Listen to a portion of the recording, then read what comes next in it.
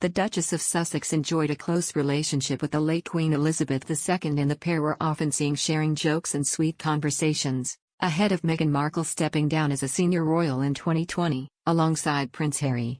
In a chat following the Queen's death on September 8, 2022, Meghan, 42, shared that she thought the Queen was a shining example of female leadership. Talking to Variety, Meghan shared, "What's so beautiful is to look at the legacy that Harry's grandmother was able to leave on so many fronts. Certainly, in terms of female leadership, she is the most shining example of what that looks like. I feel deep gratitude to have been able to spend time with her and get to know her. It's been a complicated time, but my husband, ever the optimist, said, now she's reunited with her husband." Opening up further, Meghan looked back on her first official engagement with the Queen. She explained, "I've reflected on that first official engagement that I had with her, how special that felt. I feel fortunate, and I continue to be proud to have had a nice warmth with the matriarch of the family." W magazine reported that the Queen was making a particular effort with Meghan when she was first welcomed into the fold and that they were in constant communication. Royal expert Duncan Larcombe told Fox News the pair had forged a particularly close relationship. He explained, "Meghan seems to have forged a particularly close relationship with the Queen if you compare that to when other people have married into the royal family."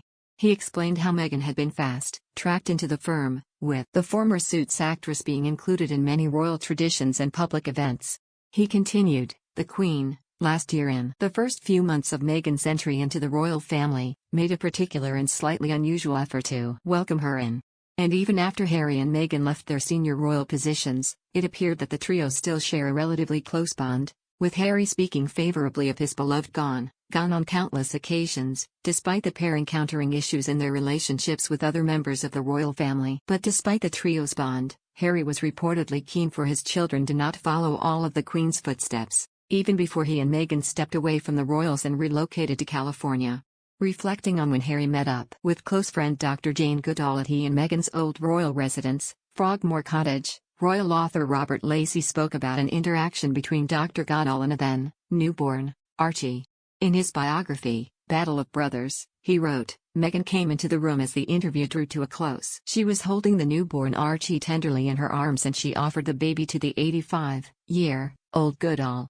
In the book, it described how Dr. Goodall was then a bit taken aback by a joke she made about Archie keeping up with royal traditions. She said, "He was very tiny and very sleepy. I think I was one of the first to cuddle him outside the family. I made Archie do the Queen's way of saying, 'I suppose he'll have to learn this.'" Harry's reaction brooked no doubt. No. Has not growing up like that. A few months after this interaction, Harry and Meghan stepped away from the royal family.